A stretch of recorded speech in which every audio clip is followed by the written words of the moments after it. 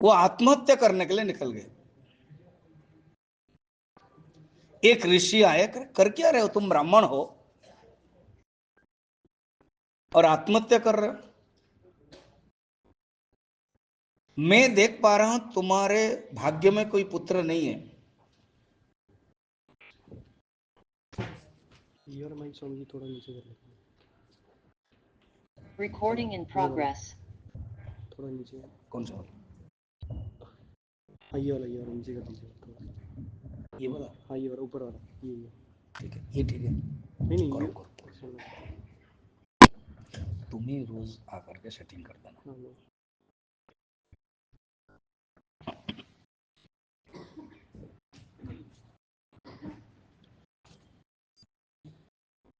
हालांकि तुम्हारे कोई पुत्र नहीं है लिखा हुआ है, मगर मैं एक फल दे रहा हूं।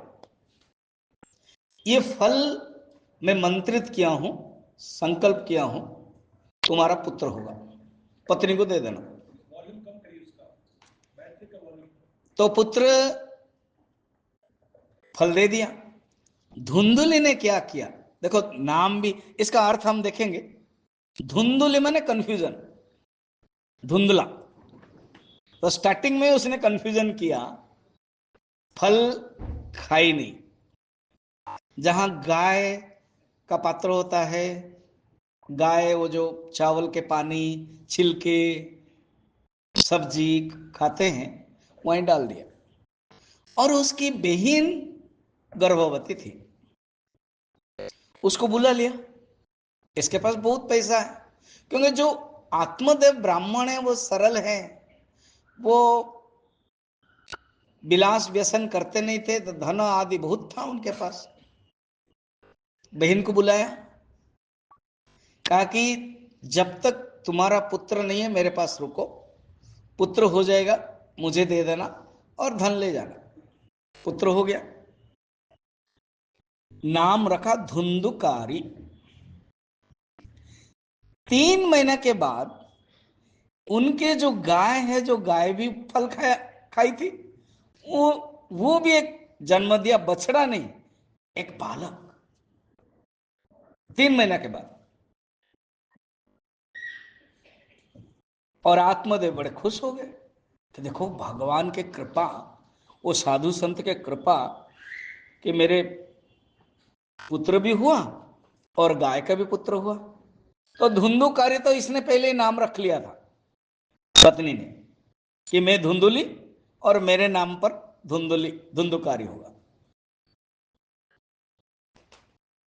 इन्होंने रखा गोकर्ण, वो बालक का नाम है, क्योंकि गाय के कान जैसा वो लड़का का हुआ था, बछड़ा नहीं, बालक।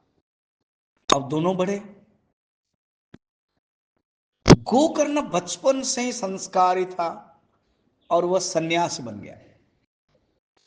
और ये धुंधुकारी राक्षस बना, मांस खाया, मदिरा खाया, वेश्यागमन किया, और एक दिन आत्मदेव वैराग्य हो गए, चल पड़े।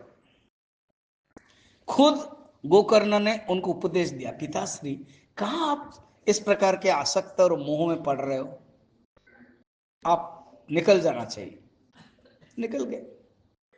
अब ये जो माँ है धुंधुली, वो बुढ़ी हो गई, धन संपत्ति सब लेने लगा, और एक दिन कुएं में गिर करके वो भी मर गई। अब उसको अच्छा लगा, अभी कोई नहीं है, मैं स्वतंत्र हूं। बहुत वेश्याओं को रखा, उसमें से सिलेक्ट करके 5 वेश्याओं को रखा, भोग किया, धन संपत्ति उड़ाया, चोरी किया, राजभवन से भी चोरी करता था। एक दिन इन 5 वेश्याएं सोचने लगी कि ये तो पकड़ा जाएगा और हम लोगों को भी पकड़ाएगा, इसीलिए इसको मार दे। तो कैसे मारे? तो बहुत बड़े रस्सी ले आए, वो सोया था मदिरा पी करके, खाना खा करके, मांस आदि, दोनों तरफ से गर्दन पकड़े, इधर 2 उधर 3, खींचने लगा। उसने आवाज करने लगा, मरा नहीं। अब पहले जमाना, आजकल तो गैस दे देते हैं ना हम लोग, पुराने जमाने में वो लकड़ी का था, गांव में भी अभी है। तो लकड़ी के जो आग आग के है उसको लेकर के उसके पेट में, उसके कान में, उसके गुप्तांग में सब डाल करके मार दिया और वो भाग गए। अब बना ये प्रेत। इतना गलत काम किया था। थोड़ा सा रुको। आत्मदेव, हम आप जीवात्मा है, हम लोगों की कहानी है। धुंधुली, जो जीवात्मा बहिर्मुख है, नाम सुंदर है आत्मदेव। अगर वेदांत के ऊपर जाएंगे, हर जीवात्मा आत्मा है। मुंडकोपनिषद में कहते हैं कि एक ही शाखा में दो पक्षी रहते हैं। एक पक्षी जीवात्मा है, वो फल खाता है, और एक पक्षी ईश्वर है, वो अभिचाकशीति, देखता है। तो जो जीवात्मा बहिर्मुखी होता है, जिसकी बुद्धि धुंधुली है, उत्पन्न होगा धुंधुकारी। और जो जीवात्मा आत्मदेव बन जाएगा, सब त्याग कर लेगा, जैसे कहानी में भी है, उन्होंने त्याग कर लिया, परमात्मा को प्राप्त हुआ। हमारे भी बुद्धि जब धुंधली होती है, उससे जितने भी इच्छा, संकल्प, राग, द्वेष उत्पन्न होता है, वो धुंधुकारी स्वरूप है। और धुंधुकारी जो जीवात्मा, राक्षस जीवात्मा, वो पांच ज्ञानेन्द्रिय, पांच विषयों से बद्ध हो जाता है। बद्धात्मा वो है पांच विषय। इस कथा का इतना ही तत्व जानना है, आगे बढ़िए। अब ये प्रेतात्मा हो गया। हमारे हिंदू धर्म में प्रेत, गया श्राद्ध, ये सब माना जाता है। अब कोई कहेगा कि प्रेत होता है क्या स्वामी जी?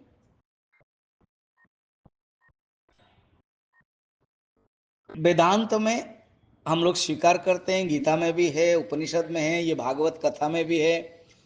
अब सुन लो थोड़ा वेदांत। एक है जीवात्मा, और एक है परमात्मा, और एक है प्रेतात्मा। तीन। जीवात्मा क्या है? Consciousness conditioned with body. हम लोग सब जीवात्मा है। हमारे पास बॉडी, माइंड, इंटेलेक्ट है। जीवात्मा प्लस उपाधि, माने आत्मा, चेतन, उपाधि, हम जीवात्मा बने। जब उपाधि से अलग, अर्थात कोई कंडीशन नहीं है, अनकंडीशनल कॉन्शियसनेस, वो परमात्मा है। परमात्मा कौन है? Unconditional consciousness. मगर जो जीवात्मा डिस्ट्रक्टर कॉन्शियसनेस है, अर्थात इतना पाप किया है कि शरीर नहीं मिले। शरीर माने क्या है? क्वार्टर। ये जो शरीर रूप क्वार्टर पाने के लिए हमें पाप और पुण्य मिश्रित होता है, तब मिलता है। ये शरीर एक क्वार्टर है, उसके अंदर हम रहते हैं। अगर पाप ज्यादा होता है तो शरीर भी नहीं मिलेगा, और ये घूमता रहेगा।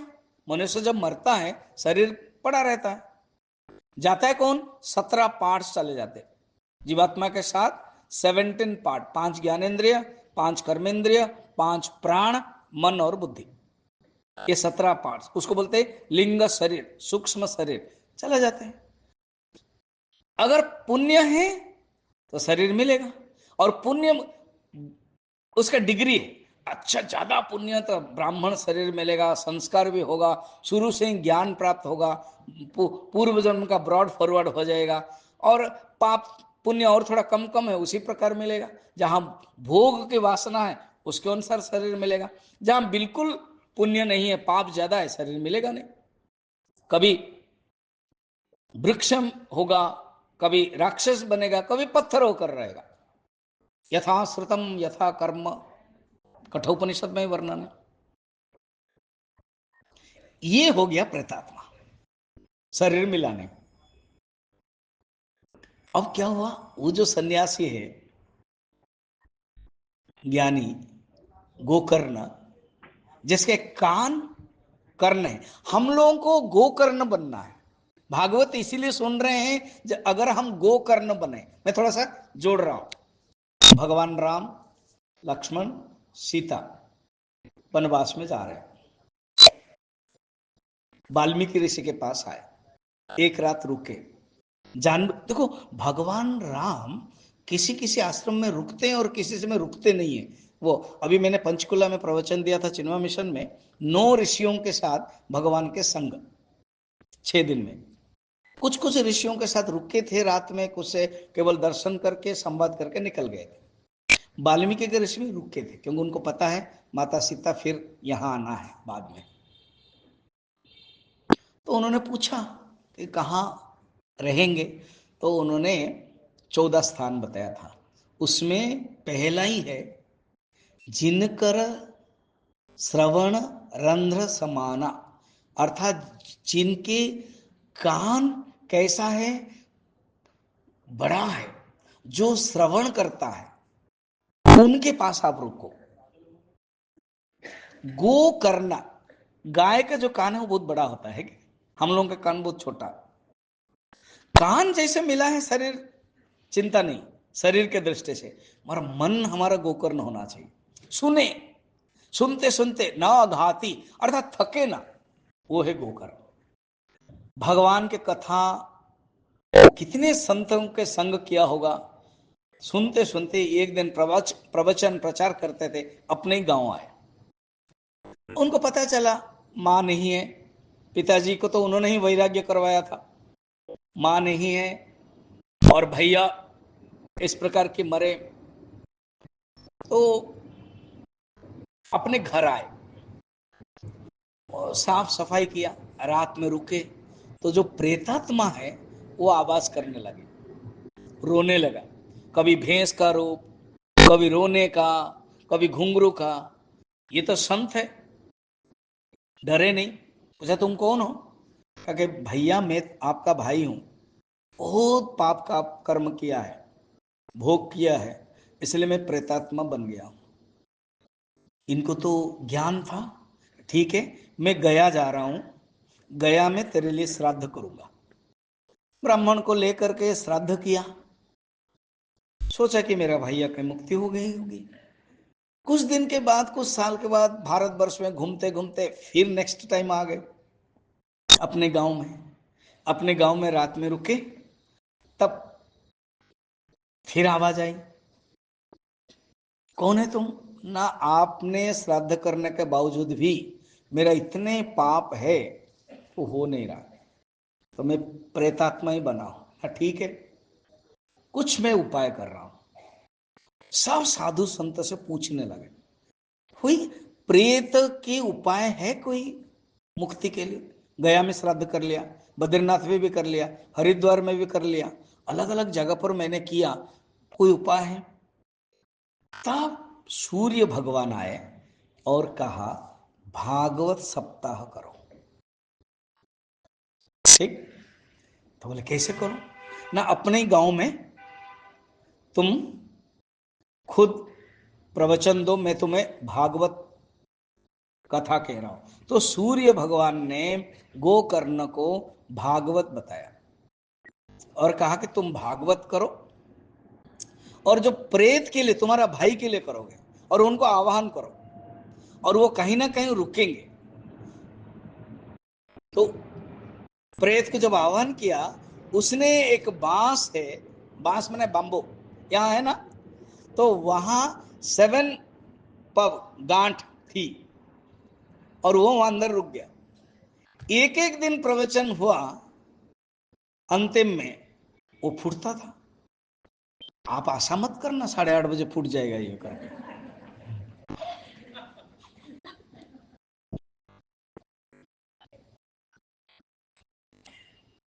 इसीलिए रखते कि ये याद रखेंगे कि प्रेत बाधा विनाशिनी श्लोक भी है, देखना आपके पास है ना, रखा कि नहीं? गोकर्णोपाख्यान, धन्या भागवते वार्ता प्रेत पीड़ा विनाशिनी। सप्ताहोऽपि तथा धन्यः कृष्णलोकफलप्रदः।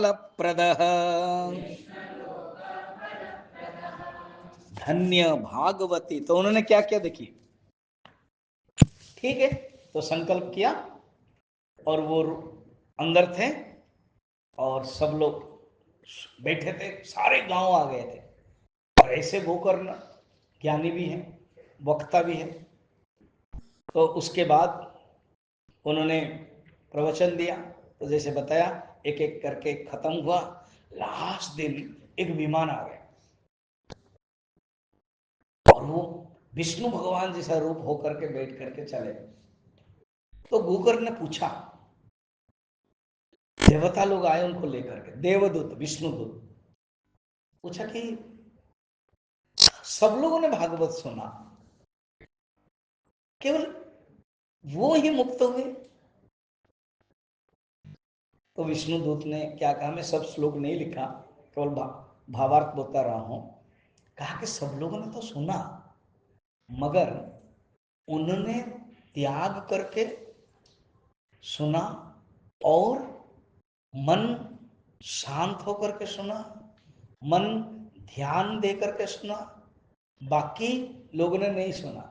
श्रवणम सर्वे कृतम, मगर सब लोगों ने अलग अलग रूप में सुना, इसलिए फल भेदेन, फल भेद हुआ।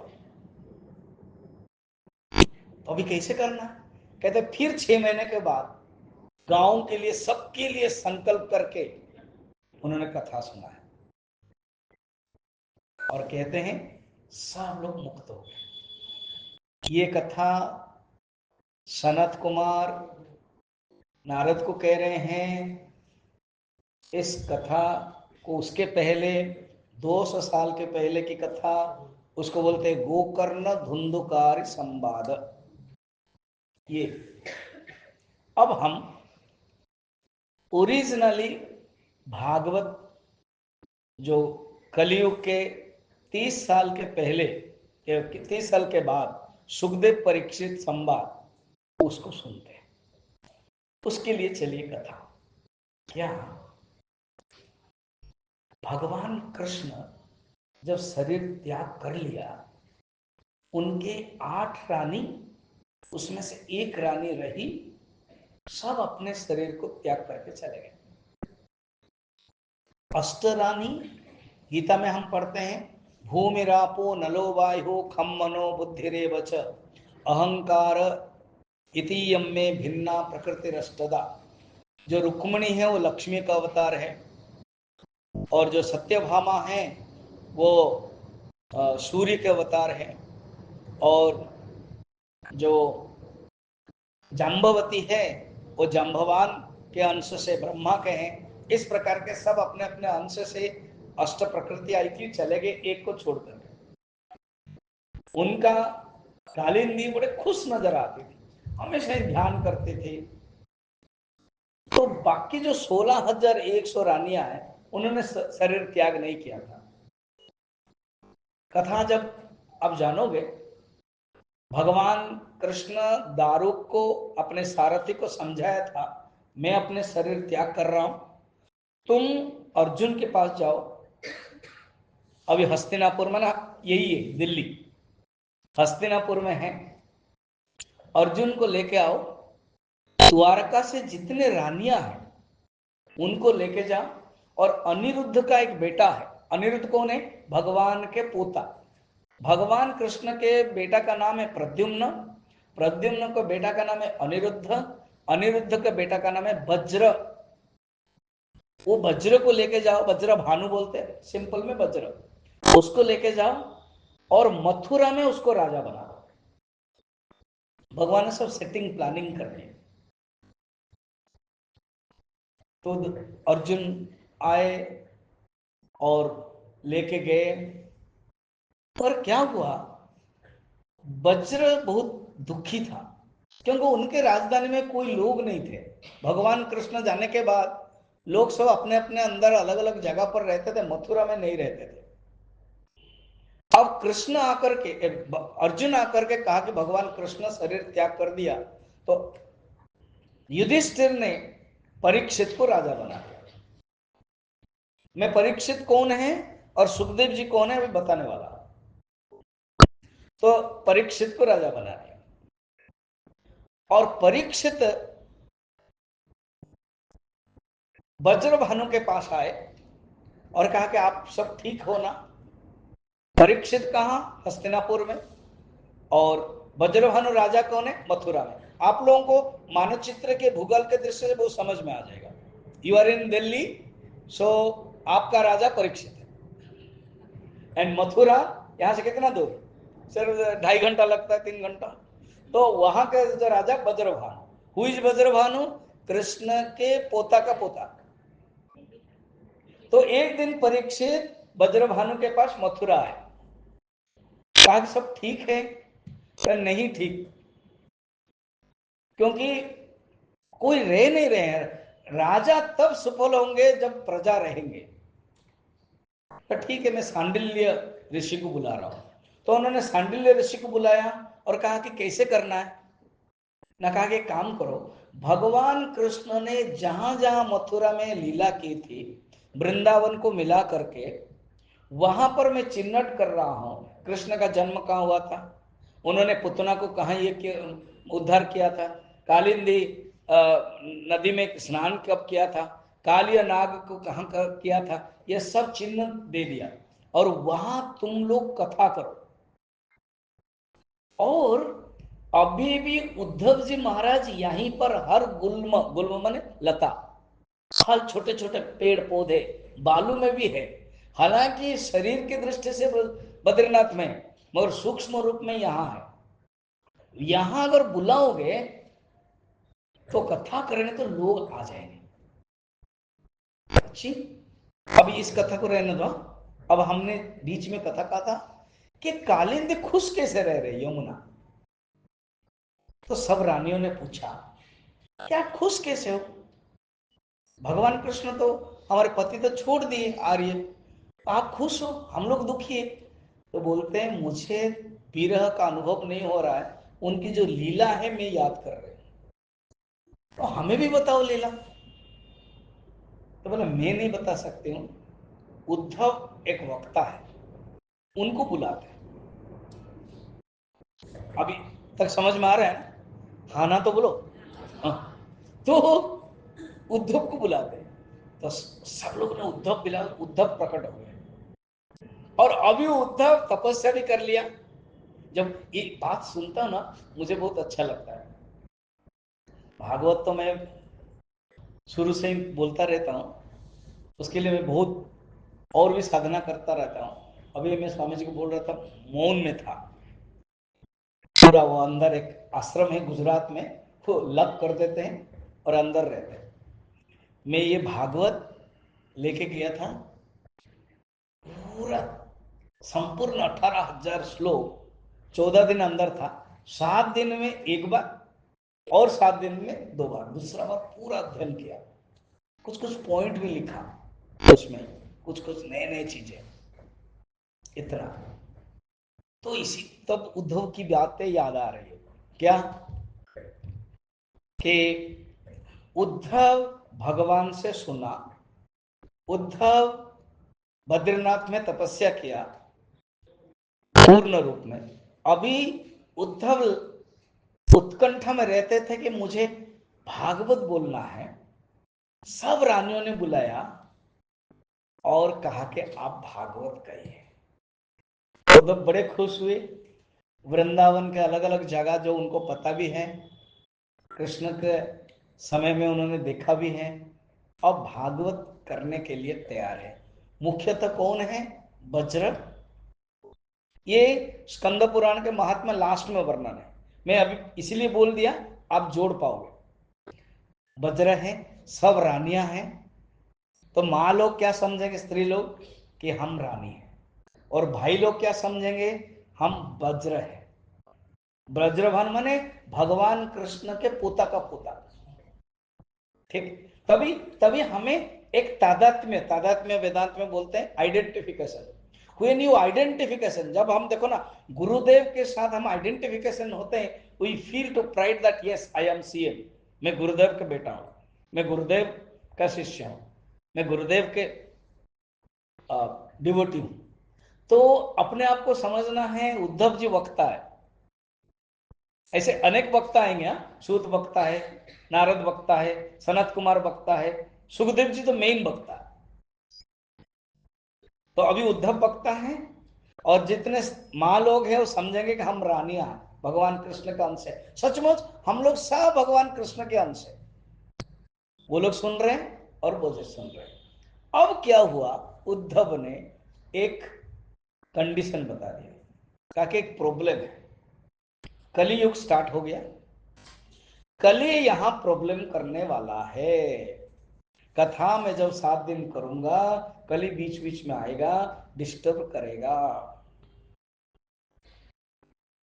पहले वो कलयुग में उसको वर मिला है, वो कौन है? कौन है तुम बोलो? लक्ष्मी ना, क्या नाम है तुम्हारा?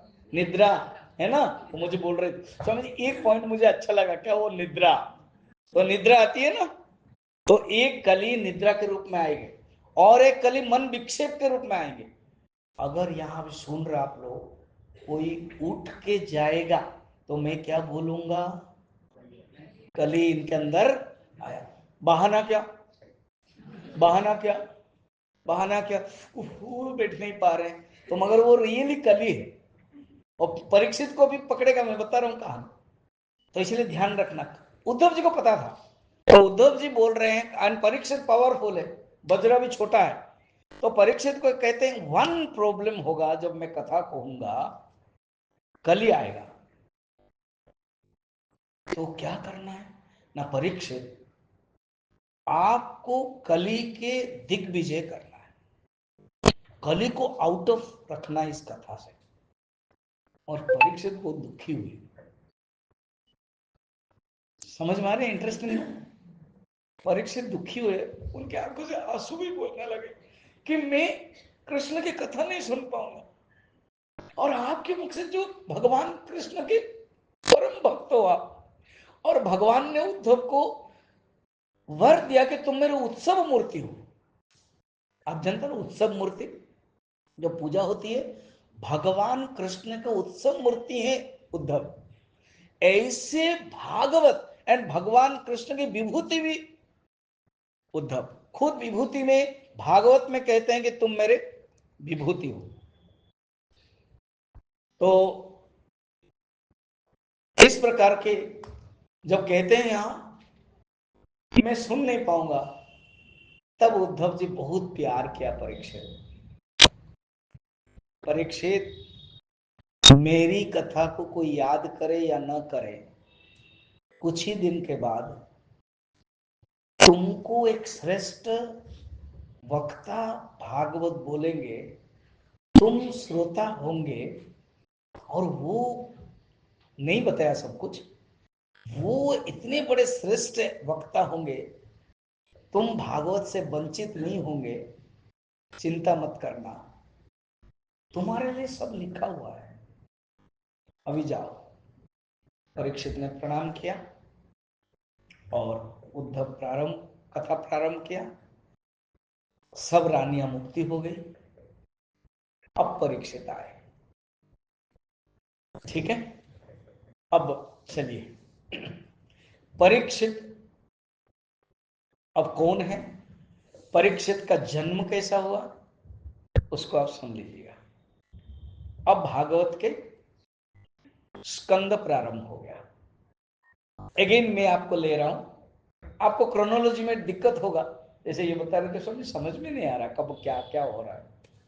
ठीक है, क्योंकि मुझे मंडूक न्याय में इधर उधर जाना पड़ेगा। अगेन कलयुग के 300 साल में मैं जा रहा हूं, जहां नैमिषारण्य में अभी स्वामी जी से बात हो रही थी।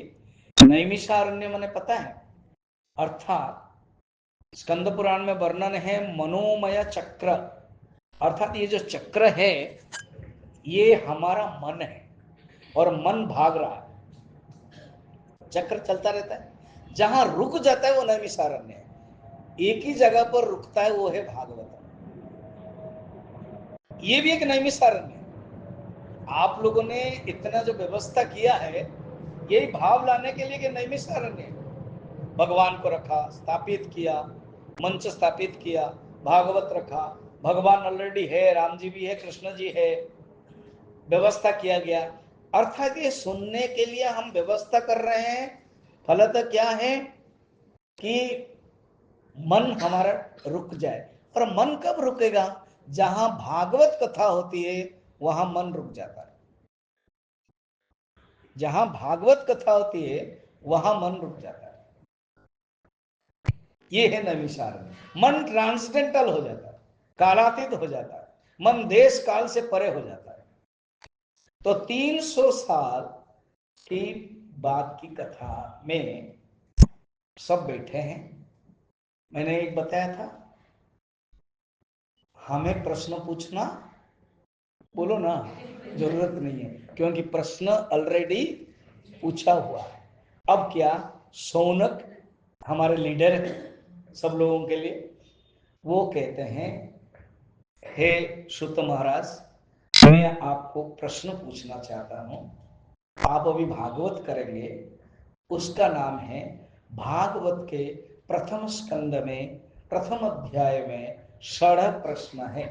जैसे प्रश्नोपनिषद में 6 शिष्य जाते हैं पिप्पलाद के पास। देखो हम लोग सब वेदांत के स्टूडेंट है, उपनिषद के स्टूडेंट है, थोड़ा रेफरेंस लेने से अच्छा लगेगा। तो 6 प्रश्न पूछते हैं, 6 शिष्य है, 1 साल के बाद वो रहते हैं, 1 संवत्सरम सेवा करते हैं, उसके बाद पूछते हैं। इसी प्रकार शौनक 6 प्रश्न पूछते हैं। जिनको लिखना है लिखो, मगर ये 6 प्रश्न हम मैंने डाला भी, हम लोग एक साथ पढ़ लेगा। 6 प्रश्न लिखा हुआ ना, उसको पढ़ते हैं। तत्र तत्रंजसायुष्मन् भवता यद्विनिश्चितम् पुंसामेकान्ततः श्रेयः तन्न संशितुमर्हसि।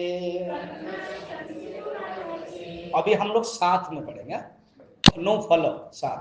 प्रायेणाल्पायुषा सभ्य कलावस्मिन् युगे जनाः मंदासु मंदमतयः मंदभाग्याहुपद्रताः भूरीणि भूरि कर्माणि श्रोतव्यानि विभागशः अतः साधुत्रयत्सारं समुद्धृत्य मनीषया ब्रूहीणा श्रद्दधानानां येनात्मा संप्रसेद्यते सूत जानासि भद्रं ते भगवान् सात्वतां पतिः देवक्यां वसुदेवस्य जातो यस्य चिकीर्षया तन्न शुश्रूषमाणानाम् अहंस्यङ्गानुवर्णितुं यस्यावतार भूतानां क्षेमाय च भवाय च तस्य कर्माण्युदाराणि परिगीतानि सूरिभिः ब्रूहीण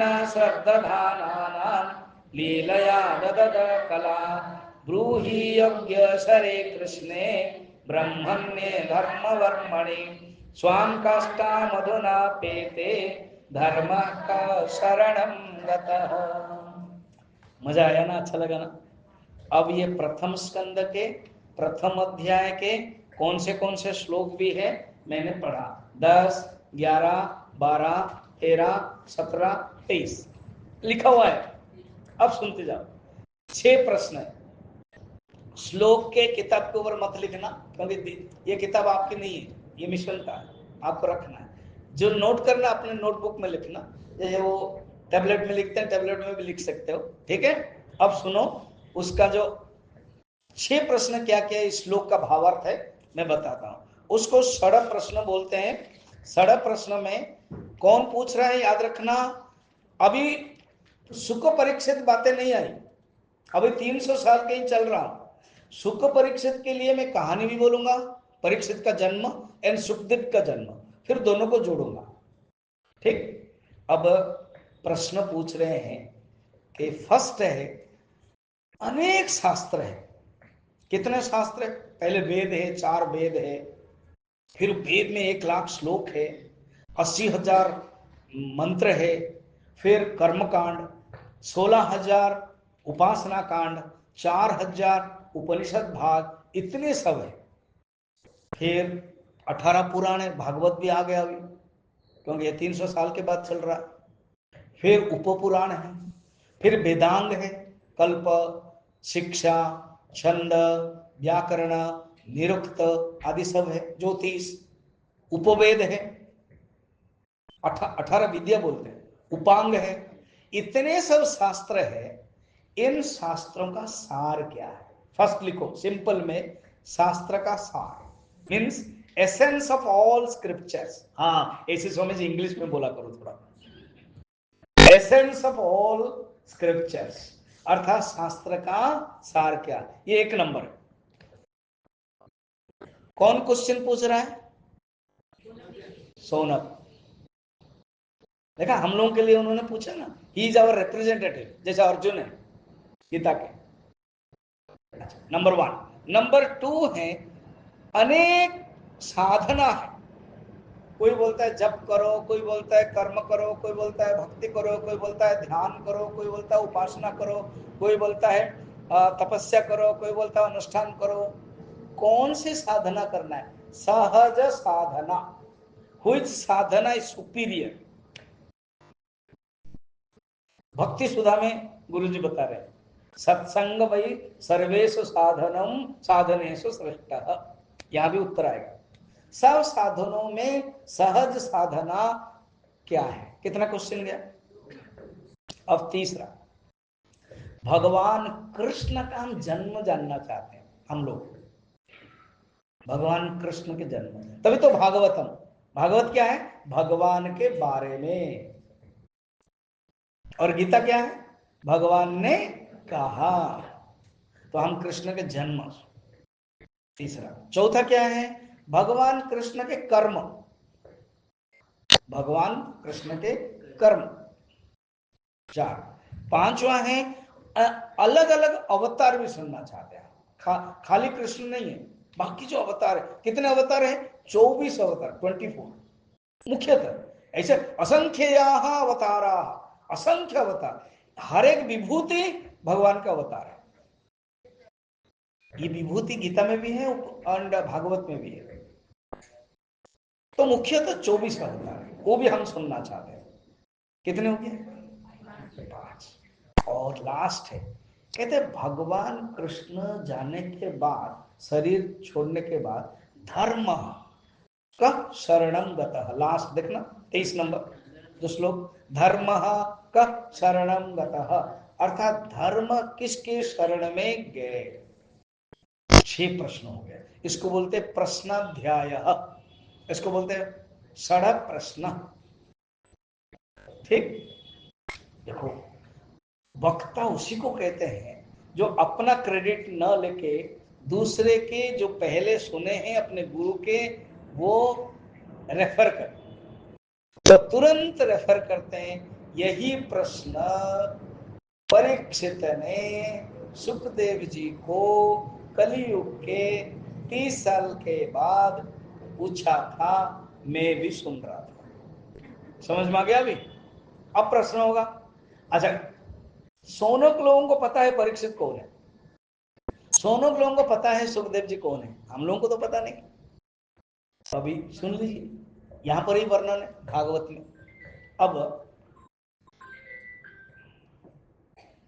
अब मैं थोड़ा सा आप लोगों को महाभारत युद्ध में लेके जा रहा हूं। Let us go to Kurukshetra. यहां से बहुत पास में है ना, कितना 250 किलोमीटर होगा कुरुक्षेत्र। चलिए, कुरुक्षेत्र में महाभारत युद्ध 18 दिन का अपराह्न खत्म हो गया। दुर्योधन सन्निधि सरोवर, अभी भी है सन्निधि सरोवर, जब कुरुक्षेत्र जाओगे वो उसको मान सरोवर कहते हैं, उसके अंदर घुस गया। भीम ने बुलाया, युद्ध हुआ, जानुभंग हो गया, प्राण नहीं गया, अभी बचा है। उसको अभिशाप मिला है, जब उसके मन की वृत्तियों में सुख और दुख की वृत्ति एक साथ आएगा तब वो मरेगा। एक घटना घटेगी, वो काल उसके लिए इंतजार कर रहे हैं। ठीक है, तो कौरव पक्ष से 3 वीर बाकी है। कृपाचार्य कौन है? कुलगुरु। अश्वत्थामा द्रोणाचार्य के बेटे, और कृतवर्मा एक यदुवंश का जो उन्हीं की तरफ से युद्ध करता था। 3 बचे, बाकी सब चले गए। और ये दुर्योधन। ढूंढते ढूंढते ऐसे सांझ का समय है, अभी जैसे चल रहा है, सांझ का समय में वो आए और कहा हम 3 बाकी है, और नियम के अनुसार 18 दिन 18 रात को भी गिनाया जाएगा, इसलिए हम रात में भी युद्ध करेंगे, मारेंगे कौरव पांडव को, आप केवल हमें सर्टिफाई कीजिए। और अश्वत्थामा बोल रहे मैं अभी लास्ट प्रधान सेनापति बनना चाहता हूं। बोले ठीक है बन जाओ। अब ये 3 लोग आए, रात हो गई। कुरुक्षेत्र से उनको हस्तिनापुर आना है, जहां कुरुक्षेत्र हो रहा था, युद्ध समापन हो गया। भगवान कृष्ण को सब कुछ पता है, अब ये लोग आने वाले हैं। तो भगवान ने क्या किया, सारे पांडवों को यमुना नदी के किनारे, जहां पर टेंट था, जहां सोना था, बेड है, जैसा अभी प्रयागराज जो गए थे ना, वो सब टेंट में रहते थे, ऐसे युद्ध क्षेत्र में सब बनाया गया था टेंट। तो वहां से हट करके यमुना नदी के किनारे खुल हवा आ रही है, और वहां पर आनंद कर रहे हैं, कोई कोई सो रहा है, इस प्रकार के। अर्थात वहां के टेंट से, कैंप से खाली हो गए। अब कहानी तो बड़ा इंटरेस्टिंग महाभारत में वर्णन है, स्वामी जी तो महाभारत के एक्सपर्ट है। तो एक काक उल्लू को न्याय है, ये 3 है थे, रात में तीनों विचार कर रहे थे कैसे मरेंगे। कृपाचार्य वृद्ध है इसलिए नींद आ गई। कृतवर्मा भी इतना इंटरेस्ट नहीं लिए जो होगा। अश्वत्थामा क्रोध की आग में जल रहा था, क्योंकि मेरे पिताजी को धृष्टद्युम्न ने मारा है, कहानी पता है ना आपको, इसलिए वो सोच रहा था कि मैं कैसे मारूं। तो उन्होंने कहा, देखा है घटना क्या, एक उल्लू को रात में देखता है, उल्लू समझ रहे हो ना, आउल बोलते हैं, OWL, और क्रो कौवा। तो कौवा पेड़ के शाखा में रहते थे, ये उल्लू कौवा रात में नहीं देख पाते थे, उल्लू देख पा रहा, पकड़ता था, खींच करके ले जाता था, आवाज आती थी, फिर शांत। ऐसे एक इंसिडेंट देखने के बाद अश्वत्थामा को ट्रिक मिल गया, क्योंकि अभी रात में सब सोए हुए हैं, दे आर वेरी पावरफुल, क्योंकि कृष्ण है, पांडव लोग को हम मार नहीं सकते युद्ध में, एक एक करके चुन चुन करके सोए हुए हैं, मार देंगे। तो बोले ठीक है ऐसे करे। सचमुच धृष्टद्युम्न को पहले मार दिया, श्रीखंडी को भी मार दिया। अब 5 पांडव को मारने के लिए गए, मगर भगवान तो जानते हैं, उन लोगों को लेके चले गए थे। अब उसी बेड में पंच पांडव के जो 5 पुत्र है, वो माँ को प्यार, द्रौपदी माँ को प्यार करते करते पिताजी सब कहाँ गए ना, भगवान कृष्ण के साथ गए हैं ना, ठीक है हम यहीं सो जाते, उनके लिए अलग बेड है, और यहाँ सो गए। अब अंधेरी रात है, अश्वत्थामा को पता नहीं है, 5 को मार दिया, 5 सिर को लेकर के दौड़ा करके खा के देखा मैंने 5 पांडव को मार दिया। जब वो खुशी से दुर्योधन देखा कि ये तो पंच पांडव ने उनके पुत्र है, फिर दुखी हो गए, सुखवृत्ति दुखवृत्ति एक साथ जब आया चले गए। अब सवेरे जब पता चला अर्जुन को कि 5 पांडव को मार दिया, द्रौपदी रोने लगी, ये भागवत में रोने लगी। तब भीमसेन अर्जुन जा करके अश्वत्थामा को लेके आए। द्रौपदी ने कहा कि छोड़ दो, कृष्ण ने कहा कि इसके जो मणि है ना हटा दो। 7 चिरंजीवी से अश्वत्थामा भी एक चिरंजीवी है, मर नहीं सकता, भगवान जानते हैं। द्रौपदी ने भी छोड़ दिया, हटा दिया और छोड़ दिया। वो भी बहुत क्रोधित हुआ, उसके पास ब्रह्मास्त्र था। अब सोचा कि उत्तरा, उत्तरा कौन है? अभिमन्यु की पत्नी उत्तरा है। उत्तरा के गर्भ में परीक्षित है। अभी देखा मैं बात करते करते कहां आ गया? परीक्षित जो भागवत के श्रोता के जन्म। अर्थ क्या है? महाभारत जब समापन हो जाता है, भागवत प्रारंभ होता है। इसका संत लोग बहुत सुंदर उत्तर देते हैं। आपके जीवन में महाभारत समापन हो गया है, अगर हो गया है, भागवत के आप अधिकारी हो जाते हैं। गुरुदेव इंग्लिश में कहते थे, when you stand we fight and when you sit we discuss. इसलिए स्टडी ग्रुप जो सिस्टम किया है आप लोगों के यहाँ चलता है, स्टडी ग्रुप, देवी ग्रुप आदि। तो महाभारत खड़े होकर के और भागवत बैठ करके जीवन में, महाभारत अर्थात जीवन में फाइटिंग जब खत्म होता है, भागवत शुरू हो जाता है। महाभारत के कथा समापन और भागवत के कथा के वक्त श्रोता का जन्म हो जाता है। अब क्या हुआ? उत्तरा के गर्भ में है, अश्वत्थामा ने ब्रह्मास्त्र को छोड़ दिया। जब ब्रह्मास्त्र को छोड़ा तब भगवान खुद उत्तरा के गर्भ में आ गए। उत्तरा ने स्तुति की, कुंती ने स्तुति की, द्रौपदी ने स्तुति की, और जब अंदर आए, कहते हैं भगवान खुद अंगुष्ठ मात्र रह करके उनकी जो गदा है, गदा को इतना जोर से घुमाया, चक्र जैसा लगा, और ब्रह्मास्त्र आया और रिटर्न करके चला गया। यहां पर भागवत में भगवान खुद रक्षा किया, इसलिए जो पुत्र उत्पन्न हुआ उसको बोलते हैं विष्णु राट। परीक्षित का ही नाम, विष्णु ने जिसको रक्षा किया था उसका नाम विष्णु राट। और परीक्षित का 3 अर्थ होता है। परितः इक्षितः इति परीक्षितः, अर्थात मां के गर्भ में, उत्तर के गर्भ में भगवान को दर्शन किया। इक्षितः माने भगवान को दर्शन, इक्षितः देखा, परितः माने अच्छी तरह से। भगवान को जो मां के गर्भ में देखा वो परीक्षित है। और सत्य बाबा, साई बाबा सत्य बाबा, उन्होंने भागवत वाहिनी और गीता वाहिनी 2 गीता किताब लिखी है।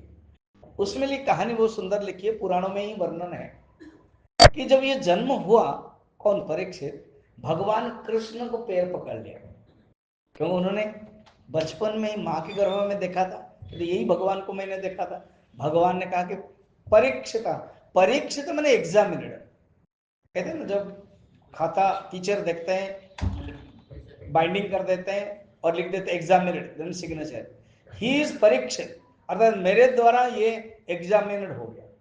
और ये चिर जन्म स्थित प्रज्ञा, जन्म भक्त, मैं सर्टिफाई दे रहा हूं, इसलिए परीक्षित।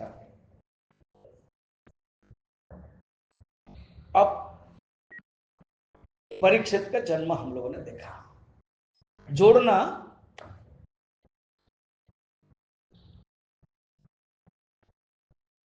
उद्धव जी जब प्रवचन दे रहे थे तब परीक्षित को भेजा था कि तुम कली को दिग्विजय करो, कली को बायुन करके रखो। अभी और थोड़ा जोड़ रहा हूं। भगवान कृष्ण के शरीर त्याग होने के बाद युधिष्ठिर ने निश्चय कर लिया बद्रीनाथ चले जाएंगे, इसलिए पंच पांडव, द्रौपदी चले गए। राजा कौन बनेगा हस्तिनापुर के? परीक्षित। कलयुग का पहला राजा परीक्षित है। इसलिए कोई दिल्ली विधानसभा में बोलता है ये एलजी कौन है, यहां हम राजा है, राजा नहीं है, राजा परीक्षित है। समझ में आया? और राजा परीक्षित भी अपने आप को राजा नहीं कहा, कहा कि ये युधिष्ठिर का मैं केवल शासन कर रहा हूं। युधिष्ठिर ने भी राजा नहीं कहा, उसके पहले और राजा पृथु से लेकर के भागवत में कई राजा ये शासन किया है, इसलिए ये केवल हम लोग इंस्ट्रूमेंट है। कोई नहीं कह सकता मैं परमानेंट राजा हूं, ये शरीर आया है जाएगा। तो परीक्षित को उन्होंने दे दिया और परीक्षित शासन किया। लेकिन कथा को जोड़ दो, परीक्षित वज्रभानु के पास आए, उद्धव जी आए, प्रवचन दे रहे हैं। ये परीक्षित क्या किया, कली को करने के लिए, दिग्विजय करने के लिए गए। जब जा रहे थे एक सीनरी देखा। देखो जब मैं कथा कह रहा हूं सीनरी ना, आप भी उसमें चला जाओ, कुरुक्षेत्र, नैमिषारण्य, वृंदावन, मथुरा, ऐसे चला जाना, तभी उसमें तादात्म्य होगा। राजा ने देखा एक शूद्र व्यक्ति है जो राजा का वेश धारण किया है, एक चाबुक पकड़ा हुआ है, एक गाय है और एक बैल है, दोनों को मार रहा है। गाय बहुत बुढ़ी है और बैल जो है, बैल समझ रहे हो ना, बैल क्या बोलते हैं, ऑक्स, वो उसका 3 पैर नहीं है, एक ही पैर है, एक ही पैर में ही खड़ा है, ठीक है, और वो मार रहा। जब ये मार रहा है तो पूछा, है कौन है तुम? क्या करे, भगवान कृष्ण जब चले गए तब मेरा युग स्टार्ट हुआ और मेरा नाम है कली। आप मेरे अंडर में ही राजा बने हो, मैं अपना काम कर रहा हूं। कली माने के कलह, नो, मेरे राज्य में तुम रह नहीं सकते, तुमको जाना पड़ेगा। तुम और कहां रहो, जाके अमेरिका में रहो, वो जेलेंस्की एंड वो ट्रम्प के बातचीत में रहो, और मेरे पास नहीं रह सकते। वो उसको डांट रहा है, वो बोलता है ये नहीं है, इसी चल रहा है अभी, पता है कि नहीं? अच्छा स्वामी जी आप बड़े एवर फ्रेश न्यूज रखना पड़ेगा, मुझसे तो ज्यादा स्वामी जी रखते हैं, उनको पता चल जाता है, वो थोड़ा उनका ब्रेन ज्यादा है वहां से।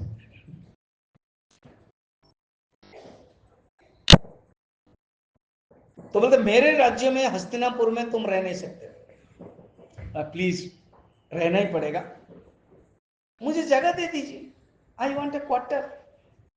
एमएलए एमपी लोगों को क्वार्टर मिलता है ना, और छोड़ने के बाद भी छोड़ते नहीं है। 25 साल हुआ पकड़े हुए हैं, ना एमएलए ना एमपी है। हाँ? फिर 4 क्वार्टर दे दीजिए, ठीक है। अब ये 4 क्वार्टर का नाम सुनोगे, वो आपका क्या 10 जनपद में है ना, क्वार्टर सब रहता है। अब सुनो ये 10 जनपद का क्या क्या है।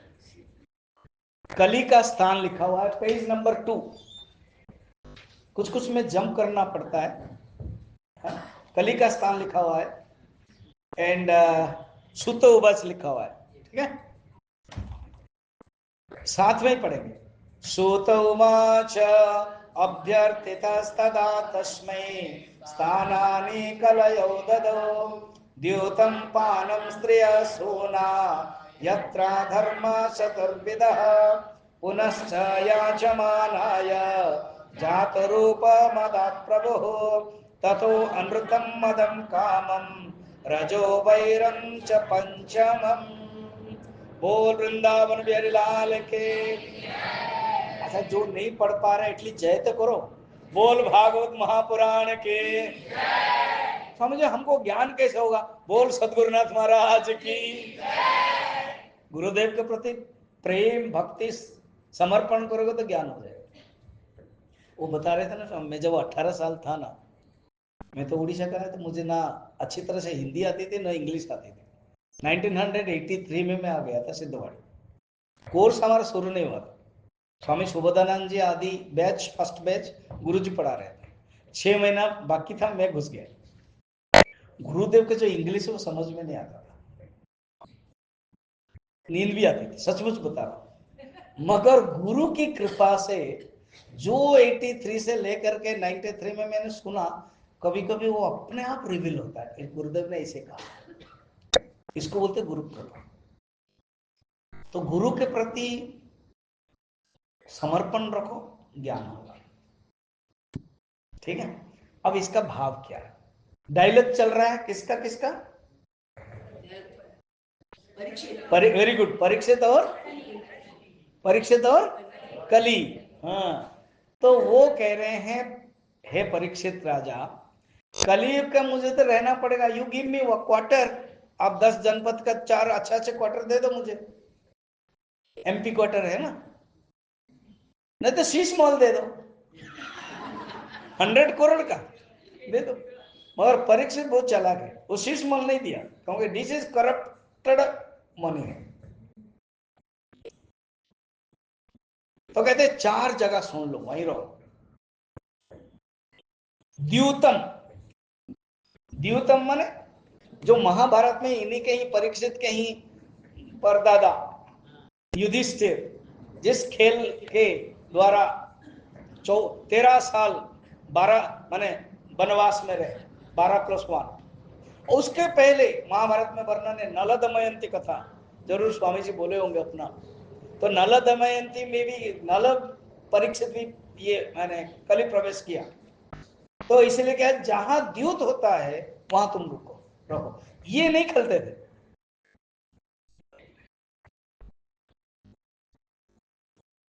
ठीक, नंबर 1 क्वार्टर। सेकंड क्या है, द्यूतम पानम, पानम माने मद्यपानम, शराब, जहां शराब होता है वहां झगड़ा होगा, वहां रहो। हस्तिनापुर में ऐसे नहीं होता था, वो जानते थे, कॉन्फिडेंट। और दिल्ली की हस्तिनापुर में, अभी जो दिल्ली में ये शराब के घोटाला, हे भगवान, ये सब फ्री के चक्कर में क्या क्या होता है ना, आप लोगों को तो सब कुछ पता है, तभी तो आप लोगों ने चेंज कर दिया जो करना है, बहुत हो गया फ्री। पानम, फिर स्त्री, स्त्री माने यहां पर रियली वेश्यागमन, वेश्यागमन 3। चौथा है सोना, सोना माने हिंसा, तो जहां हिंसा, बकरी काट, वहां 4 जगह रहो। कली ने कहा प्रभु ऐसे क्वार्टर दे रहे हो, there is no connect water connection, no electricity, no Sheesh Mahal, no free, ऐसे क्या होता है, अच्छा जगह दो। तो बोले ठीक है, सुवर्णम, सुवर्णम माने देखो लिखा हुआ है, पुनश्च याचमानाय, फिर मांगने पर, उसने मांगा कलयुग, पुनश्च याचमानाय जात रूपम मदात प्रभु, जात रूपम माने सुवर्ण, सुवर्ण को दिया, और उसमें कंडीशन दे दिया, अधर्म अर्जित सुवर्ण। इसको याद रखना, बड़ा इंटरेस्टिंग है। अर्थात जो सोना, देखो सोना पहनना गलत नहीं है, मगर अधर्म अर्जित सोना पहने तो, देखो महल में रहना गलत नहीं है और शीश महल में रहना गलत है, क्योंकि वो अधर्म से उसका हिसाब नहीं आएगा कभी। अभी सीएजी रिपोर्ट में पता ही चल रहा है आप लोगों को क्या चल रहा है। तो परीक्षित ने कहा अधर्म अर्जित सोने में तुम रहना, तुरंत डिसाइड कर लिया कल ही, I will enter through this only to you and I will finish you. उसने तय कर लिया, परीक्षित को पता नहीं चला। समझ में आई कहानी? अब क्या हुआ, उसके बाद आ गए, कुछ दिन गया, एक अच्छा, जब राजा होते थे ना, वो मुकुट जो है हमेशा नहीं पहनते थे, शायद रावण ही हमेशा ही पहनता रहता था, वो निकालता नहीं था। तो युधि माने परीक्षित निकाल करके सोते थे। एक दिन उनके मन में आया, वही वो जो मुकुट है युधिष्ठिर का है, सुवर्ण धर्म अर्जित मुकुट, सोना भी है वहां, 5th जगह कली को दिया गया है, कली ढूंढ रहा है, इर्द गिर्द घूम रहा है, मौका मिलेगा तो प्रवेश करेगा, तभी उनका दिमाग खराब होगा। एक दिन आदेश दिया, क्या, open the store house, store house खोलो। ठीक है, तो परीक्षित आए, सब मुकुट देखने लगे। वो मुकुट पता है, सारा भारतवर्ष के जितना राजस्व यज्ञ के समय अर्जुन भीमसेन युधिष्ठिर हम पराजय करके लाए थे, सबका मुकुट रेडी था। और ऐसा आजकल जैसे लिखा होता था नहीं लिखा गया था, तो एक मुकुट बहुत अच्छा लगा, इस मुकुट ले आओ, इंटरेस्टिंग कहानियां, उस मुकुट को ले आओ, तो वो जो मुकुट है वो मुकुट पहनने के लिए दिया, पहन लिया। पता है वो मुकुट किसका था? जरासंध का मुकुट था। तो जरासंध को किसने परास्त किया था? भीम ने। तो भीम मुकुट ले आया था और जरासंध अधर्म अर्जित मुकुट पहनता था, सोना। तुरंत घुस गए। कौन घुसा? कली। कली घुसते ही प्रम्प्ट किया, क्या? शिकार करने के लिए चलो। हमेशा शिकार करने के लिए कोई राजा जाता था तो मंत्री, सेनापति और सैन्य पूरे टोटल जाते थे, मगर अब अकेले जा रहे हैं। क्यों? कली का प्रभाव पड़ेगा। रामचरितमानस में वर्णन है प्रताप भानु के बारे में। तो इसी प्रकार गए वो जाकर के, भूखा प्यासा, उनको प्यास लग रही है। एक आश्रम है, उस आश्रम में एक ऋषि थे, समीक ऋषि। ये भागवत में नाम याद करना बड़ा कठिन है। तो समीक ऋषि वो ध्यान कर रहे थे। परीक्षित मांगा, कली, कली बोल रहा है, प्रम्प्टेड बाय कली। फिल्म में भी होता है ना, जो एक्ट्रेस और अलग अलग भाषा के जो बोलते हैं, वो खुद ही बोलते थोड़ी, अंदर से प्रम्प्टेड दूसरा होता है। तो प्रम्प्ट कौन कर रहा है अभी? कली। कली ने मांगा पानी दीजिए, तो वो तो ध्यान में है। तो उनको गुस्सा आया कली के प्रभाव से। एक सांप जा रहा था, सांप को मारा, और वो सांप को धन तीर में ले आए, गले में लगा दिया। गलती करेंगे ना तभी तो अभिशाप मिलेगा। फिर वापस आ गए। जब वापस आ गए तब तुरंत वो, ये सब कली ने इतना काम कर दिया। कली ने कहा इतना काफी है, अभी जो होने वाला है बढ़िया हो। अब मुकुट को निकाल दिया तुरंत। परीक्षित तो राजा है, भगवान के भक्त है, जिसने भगवान को देखा था अंदर से, मां के गर्भ से उत्तरा जैसे भक्तिन है। उनके सास है द्रौपदी, उनके सास है कुंती है, ऐसे परंपरा है। कृष्ण के खुद भांजा है अभिमन्यु, जो उनके पतिदेव है, उनके गर्भ में है। तो परीक्षित तो भक्त है, तो ओरिजिनल भावना आ गई। तो ये गलत हुआ, मुझे अभिशाप मिलना चाहिए, मुझे दंड मिलना चाहिए। सोच ही रहे थे। अब इधर सीन आई, कौन से कहां पर आएंगे? ऋषि समी अभी भी बैठे हुए।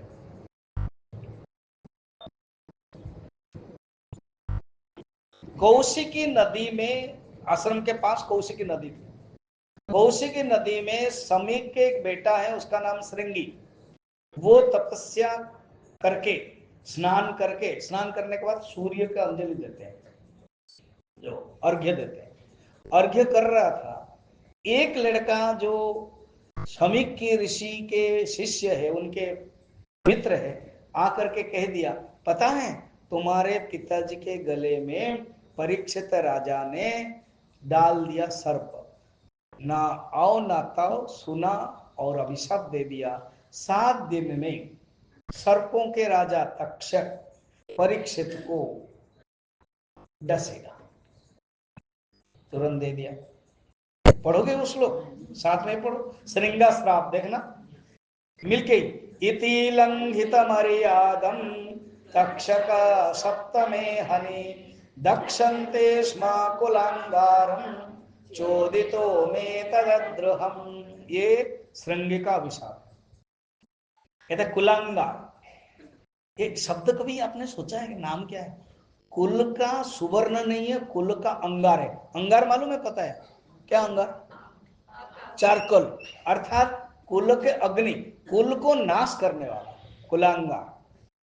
कभी कभी पुराने में बातचीत में जैसे माँ या पिताजी या गुरु बच्चे को दे देते हैं ना इंडिसिप्लिन, तो वो एक संस्कृत का शब्द है कुलांगार, अर्थात कुल को तुम जलाने वाले हो। कुल को तुम नष्ट करने वाले हो।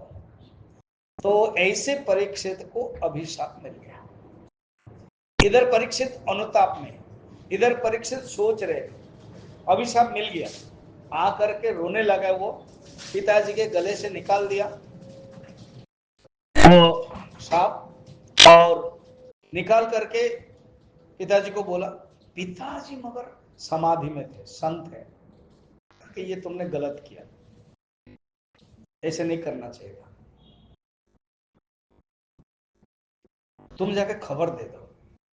वो राजा भगवान के भक्त है और राजा हमको टिकस देते हैं, जिसके कारण आश्रम चलता था। देखो अभी हम लोग को टैक्स देना पड़ता है गवर्नमेंट को, और पुराने जमाने में 1/6 आश्रम को दिया जाता था। सब शास्त्र में वर्णन है, धर्म के लिए आश्रम चलाने के लिए देते थे। कुछ कुछ गवर्नमेंट अभी जैसे प्रयागराज में टेंट होता है तो कुछ कुछ आश्रम में देते थे कि आपके लिए इतना दिया जा रहा है गवर्नमेंट की तरफ से। तो वो उन्हीं के ही अन्न से हम लोगों का आश्रम चलता है। तुमने ठीक नहीं किया, खबर दे दो, 7 दिन में मर जाएगा, पता चल जाएगा। बस एक ने खबर दे दिया। उन्होंने सोचा कि ठीक है, हस्तिनापुर दिल्ली के ही राजा है, उन्होंने अपने बेटे जन्मेजय को दे दिया। तुरंत वैराग्य। क्या सीखना पता है, जब कुछ परिस्थिति हो जाती है हम लोगों को वैराग्य लेना चाहिए। या तो आश्रम में जाकर रहें, सबसे बेस्ट है। अगर नहीं है घर में ही आश्रम बनाए, वानप्रस्थ है, टोटल माँ लोगों को चाबी बहू को दे देना चाहिए। स्वामी जी ये बहुत बड़ा कठिन है, ये देना बड़ा कठिन है। अगर हम दे देंगे तो फिर कैसे करेंगे हम, फिर तो हमको शासन करेगी वो। हालांकि कभी भी सास भी बहुत ही है, क्या ऐसे चल रहा है तो सीरियल क्या है, सास भी कभी बहुत ही, और बहू कभी सास थी नहीं। अर्थात क्या है, वैराग्य, जहां भी रहे वैराग्य हो। तो परीक्षित तुरंत वैराग्य प्राप्त कर लिया और आए शुक्रताल, जहां शुक्रताल बोलते हैं ना, सुखताल, वहां पर आ गए। वहां भी गंगा के किनारे, मैंने भागवत किया था लास्ट में, वहां बैठ गए। जन्मेजय को आदेश दे दिया, सब व्यवस्था कर दो। बैठ गए वो। अच्छा, आप लोग उपवास करते हो, सोमवार है, शिवरात्रि है, हा? उपवास बोलते हैं कि भोजन न खाना। निर्जला उपवास किससे बोलते हैं, जल भी नहीं लेना। एकादशी में निर्जला उपवास किया जाता है, जो ज्येष्ठ महीना में किया जाता है ना, वो प्रसिद्ध है। वो एक दिन का होता है। प्रायोपवेशन एक टेक्निकल शब्द है, अर्थात आमरण पर्यंतम जिसने भोजन का त्याग कर दिया उसको कहते हैं प्रायोपवेशनम। तो संकल्प कर लिया परीक्षित ने, 7 दिन मुझे मिला है, मैं 7 दिन तक एक भी जल, थोड़ा सा भी जल पीऊंगा नहीं। प्रायोपवेशन में बैठ गए, वो नीचे बैठे, व्यवस्था कर लिया। उनको एक वक्ता आएंगे, 7 दिन मुझे सुनना है, अब रेडी है। अब आप वहीं पर रहने दीजिए, कौन वक्ता आएंगे उनके बारे में हम अभी बोल रहे हैं। समझ में आ रहा है? अच्छा, कलयुग के स्टार्टिंग होगा। वेद व्यास जी के जो आश्रम है बद्रीनाथ है, साम्यप्रास उस आश्रम का नाम है। सरस्वती नदी बह रही है, गए हो ना बद्रीनाथ, गुफा गए हो, व्यास गुफा, गणेश गुफा, भीम पुल, सरस्वती नदी बह रही है। वहां से फिर जाते जाते हैं वो सब पांडव लोग, वहां वैसे आसपास आश्रम है। बैठ करके दुखी रहे, मैंने सब कुछ लिखा। फिर आप बैठ जाइए, द्वापर युग का, मगर भागवत अभी शुरू नहीं हुआ, मैंने सब कुछ लिखा। महाभारत लिखा, कलियुग में आने वाला है, इसके लिए उपाय क्या है? सोच ही रहे थे, नारद जी आ गए। नारद जी उपदेश दिया, आप भागवत का रचना कीजिए। भागवत में भगवान की कथा है, आप उसको रचना कीजिए। तो वेद व्यास जी ने भागवत की रचना किया। मैंने आपको बताया था, पहले ऋषि को दे दिया ऋग्वेद,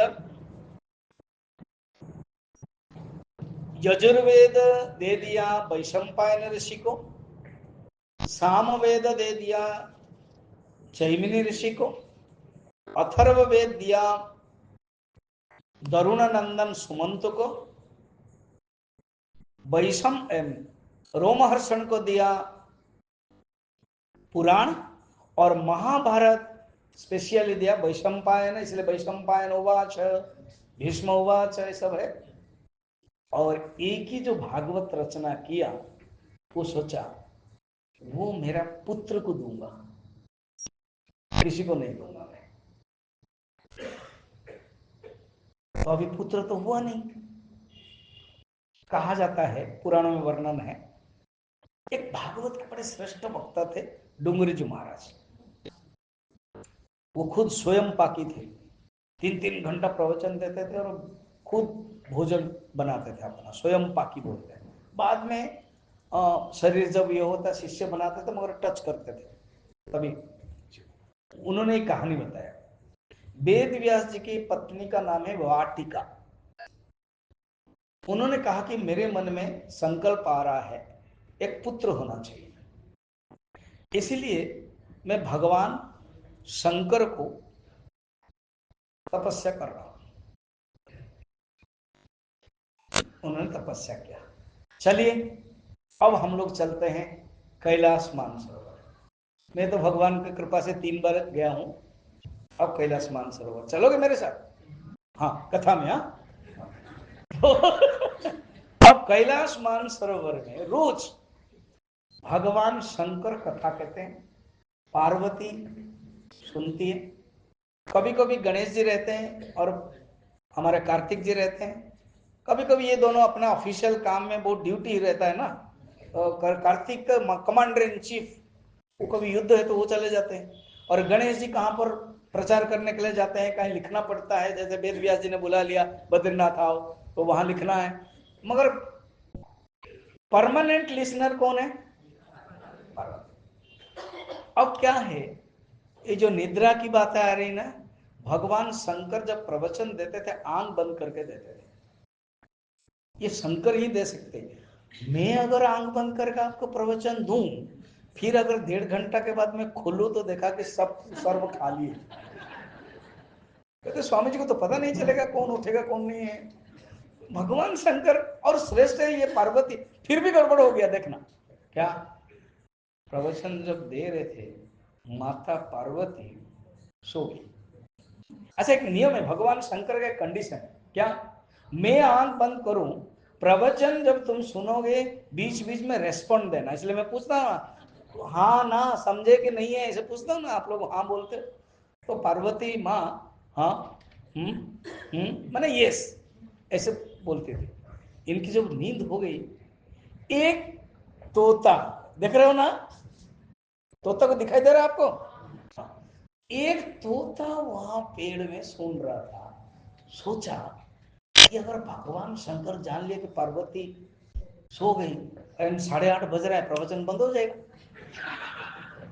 थोड़ी मुश्किल हो जाएगा। तो इसीलिए उन्होंने क्या किया, हूं हूं हूं किया। अब क्या हुआ, भगवान शंकर ने जाना this respond tone is different. समझ में आया? द रेस्पॉन्ड टोन डिफरेंट है। आंख खुली, पार्वती सो गई और ऊं कौन कर रहा है, तोता है। तो तोता को तुरंत मारने के लिए चला, तोता दौड़ा और ऐसे तो ज्ञान प्राप्त कर लिया था, वो माँ वाटिका के गर्भ में रह गया। अभी समझ में आया? माँ वाटिका कौन है?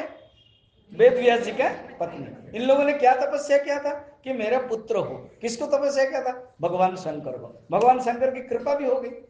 अब अंदर रह गए।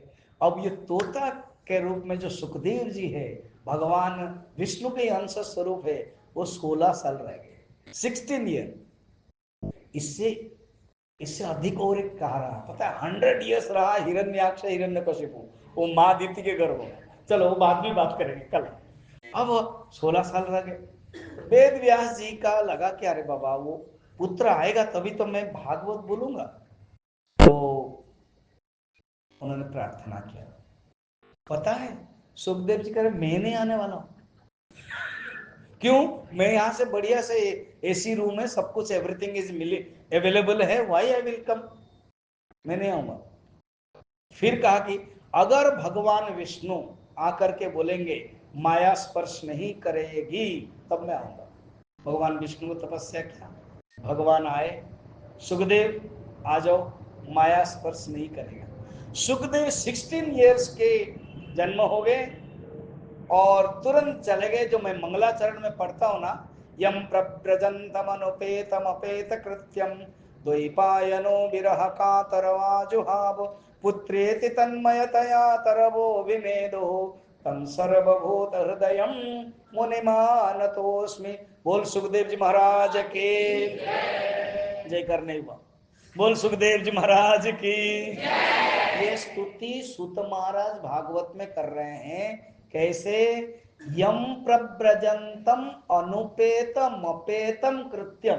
जन्म होते होते ही कोई भी जन्म संस्कार आदि जो 16 संस्कार है, 2-3 संस्कार जन्म होते ही होता है, कुछ न करके अनुपेतम न करके जो चले गए, यम प्रव्रजंतम अनुपेतम अपेत कृत्यम द्वैपायनो, द्वैपायन द्वीप में जो जन्म हुए थे वेद व्यास जी, द्वैपायन विरह कातर, अपने विरह कातर पुत्र को जन्म दिया।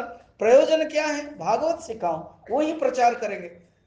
विरह कातर आजुहाव, आजुहाव माने कॉल्ड, बुलाया, मगर वो तो स्थिति में 16 साल के हैं, ब्रह्म स्थिति में, जो भगवान शंकर से सुने सदाशिव समारंभ, उनसे ब्रह्म ज्ञान प्राप्त हुए, वो जो चले जा रहे हैं उसके बदले तरव, तरव माने पेड़, वो लोग अभिनंदन कर रहे, उत्तर दे रहे हैं कि वो तो ब्रह्म स्थिति में है। ऐसे सुखदेव जी को प्रणाम है। कथा और आगे बढ़ती है। अप्सरा लोग स्नान करते हैं उलग्न में, जब सुखदेव जी जाते हैं कोई लज्जा नहीं करते हैं, और वेद व्यास जी जाते हैं तो लज्जा कर लेते हैं, तो पूछते हैं, कहते हैं देखिए, वेद व्यास जी कहते हैं तुम अप्सरा उलग्न हो थी और मेरा बेटा 16 साल का यंग लड़का है, वो जब गया तो तुम लोग लज्जित नहीं हुए, और मैं वृद्ध हूं, वो लज्जित हो गए। तो अप्सरा पूरा वेदांत कहा, क्या यही तो बात है, आपने क्या कहा? हम उलग्न। आपने क्या क्या? आपका बेटा जवान। आपने क्या कहा? मैं बूढ़ा। ये शरीर का धर्म है, आप शरीर के स्थिति में हैं, इसीलिए हम लज्जित किए, मगर वो उनको ना बूढ़ा ना युवक ना स्त्री कुछ नहीं दिखाई देता है, वो केवल ब्रह्म को ही ब्रह्म देखते हैं, सर्वम ब्रह्ममयम, इसलिए हम लज्जित नहीं हुए। चले गए। अब वेद व्यास जी वापस आए, कुछ तो व्यवस्था करनी पड़ेगी। पुराणों में वर्णन है, 4 श्लोक, बड़ा प्रसिद्ध 4 श्लोक लिखा, 4 शिष्य को बताया, या लकड़हार 4 को बताया और कहा कि गाते जाओ गाते जाओ गाते जाओ, रोज गाते जाओ। तो 4 श्लोक सुन करके सुखदेव जी आ गए। कहा कि 4 श्लोक तुम कहां से सुने? 4 श्लोक भगवान कृष्ण के लिए, भागवत का ही, ये चतुश्लोक नहीं है, जो भागवत के द्वितीय स्कंद में चतुश्लोक है वो नहीं, श्री कृष्ण के। मैं 4 श्लोक बोल नहीं पाऊंगा, अभी है यहाँ मेरे लिखा हुआ है, मगर समय नहीं। सुखदेव जी आए इंटरेस्ट लेकर के और पूछा, शिष्य को हो या लकड़हार, ये कौन सिखाया? ना मैं, हमारे गुरु, ना मैं जाना चाहता हूँ। देखा कि पिताजी है, और वेद व्यास जी भी खुश हो गए और कहा कि मैं यही चाहता था तुमको भागवत सुनाने के लिए। सुखदेव जी ने कहा कि पिताजी आप भागवत क्यों सुनाना चाहते हैं मुझे? कि तुम प्रचार करोगे तो ये भागवत की महिमा बढ़ती जाएगी। क्या पिताजी, मैं ये 4 श्लोक सुन के खुश तो हुआ हूं, मगर प्रचार के लिए मैं नहीं कर सकता। क्योंकि प्रचार के लिए रजस चाहिए। हम लोग जानते हैं प्रचार के लिए आप लोग भी जो कमेटी डिवोटीज है कितना काम करना पड़ता है तभी कुछ होता है। तो सुखदेव जी जानते थे, कहते मैं प्रचार नहीं कर सकता। वेद व्यास जी ने कहा कि बेटा तुम्हारे जैसे उत्तम वक्ता अधिकारी एक बार बोलो, सिर्फ एक बार, मैं एक बार तुमको बोलूंगा और तुम एक बार बोल दो। अगर तुम एक बार बोल दोगे तो ऑटोमेटिक प्रचार हो जाएगा। तब सुखदेव जी राजी हुए एक बार बोलने के लिए। अभी माहौल समझ में आ गया। तो सुखदेव जी बोला ठीक है पिताजी, वो जब समय आएगा मैं एक बार बोलूंगा। तो वेद व्यास जी अलग, सुखदेव जी अलग। सुखदेव जी जंगल चले गए। अभी शुक्रताल में कौन बैठा था? कौन? परीक्षित बैठे थे। किसके इंतजार कर रहे थे? सुखदेव जी के। अब सुखदेव जी आ गए और सुखदेव जी पता है मुझे एक ही बार बोलना है और उसके बाद मेरे जो कथा को धारा कौन ले रहे हैं? कौन ले रहे हैं? सुत महाराज, वो बैठे हुए ना। अब सुत अभी समझ में आ रहा है। सुत 300 साल के बाद जो नैमिषारण्य में कथा हो रही है वो कह रहे मैंने कलयुग के 30 साल के बाद शुक्रताल में सुना था जब परीक्षित सुन रहे थे और सुखदेव जी बोल रहे थे, वही संवाद मैं बोल रहा हूं। शौनक जी ने कितना प्रश्न पूछा था? वो कहते वैसे जो प्रश्न है परीक्षित ने पूछा एक ही प्रश्न, क्या? म्रियम्राणस्य का गति ही, 7 दिन में मरने वाले व्यक्ति के लिए क्या गति है, क्या करना चाहिए? तब सुखदेव जी कहते हैं ध्यातव्यम, भगवान का ही ध्यान करो। कीर्तितव्यम, भगवान का ही कीर्तन करो। भगवान का ही कथा श्रोतव्य, ये करो करके बताते हैं। और कहते हैं एक कथा कह के आज मैं बंद करूंगा। कहते हैं तुम्हारे तो 7 दिन बाकी है परीक्षित, एक मुहूर्त बाकी था, वो भी भगवान का नाम लेकर के मुक्त हो गया। कौन है? तो खट्वांग राजा। तो एक युद्ध हुआ सैन्य देवता और राक्षसों का। देवता के पक्ष में एक राजा थे और खट्वांग, वो युद्ध करके परास्त किया। इंद्र ने सम्मानित किया खट्वांग को। खट्वांग नाम क्या है? खट्वांग। और कहा कि आप हम प्रेजेंटेशन देना चाहते हैं। कुछ नहीं चाहिए, मेरा उम्र कितना है केवल बता दीजिए। तो चित्रगुप्त को यमराज को बुलाया गया है और कहा कि सिर्फ 2 मुहूर्त है। अरे चिंता मत कीजिए, मुझे अभी छोड़ दीजिए, मैं 2 मुहूर्त पृथ्वी में जाऊंगा, मेरे राजधानी भगवान का नाम बोलूंगा। तो खट्वांग ने 2 मुहूर्त आकर के हे गोविंद हे गोपाल बोला। बोल वृंदावन बिहारी लाल की। भगवान का नाम लेकर के मुक्त हुए। सुखदेव जी कहते हैं परीक्षित तुम्हारे तो 7 दिन बाकी है और खट्वांग तो 2 मुहूर्त में भगवान का नाम ले लिया। अब मैं तुझे 7 दिन की कथा कह रहा हूं। तो प्रथम स्कंद समापन हुआ, द्वितीय स्कंद शुरू हुआ। अब द्वितीय स्कंद में टोटल 12 स्कंद है। और आप ये जो सुंदर मूर्ति हम भगवान कृष्ण के हैं, इधर और इधर भी है, भागवत के साथ तुलना की गई है। अच्छा, हाँ, क्या क्या भागवत के साथ तुलना की गई है वो हम कल बताएंगे, क्योंकि समय आज हो गया। तो आप जैसे भागवत में वर्णन है जब नारद जी सनत कुमार संवाद हुआ था, कब हुआ था? 2000 कलयुग के 230 साल, तब नारद जी ने सबको निमंत्रण किया था। और यहाँ लिखा हुआ है अगर आप 7 दिन तक नहीं आ पाओगे, 1 दिन 2 दिन 3 दिन आओ परिवार के साथ। ये पूरा प्रामाणिक है। इसी प्रकार आप लोग भी आपके फ्रेंड्स, आपके रिलेटिव्स सबको बोलो सुने ये भागवत की कथा। फोन करो 10, गुरु जी के स्टाइल है, 10 फोन करोगे, 5 सुनेंगे, 2 लोग आएंगे और आप अपना कर्म करो। जैसे आप लोगों ने इतना कर्म किया है शक्ति के तरफ से, धन के दृष्टि से, एडवर्टाइजमेंट के दृष्टि से, तब इतने लोग आए। तो आप और करते जाओ, भगवान की कथा सुने। और कल हम बताएंगे द्वितीय स्कंद से शुरू। और भागवत जो 12 स्कंद है सब अपना अपना सब्जेक्ट है। पहला स्कंद क्या सब्जेक्ट है, द्वितीय स्कंद क्या सब्जेक्ट है, वो वाला सब डिटेल वर्णन करेंगे। अभी मैं समापन करता हूं। ओम पूर्णमदः पूर्णमिदं पूर्णात् पूर्णमुदच्यते पूर्णस्य पूर्णमादाय पूर्णमेवावशिष्यते।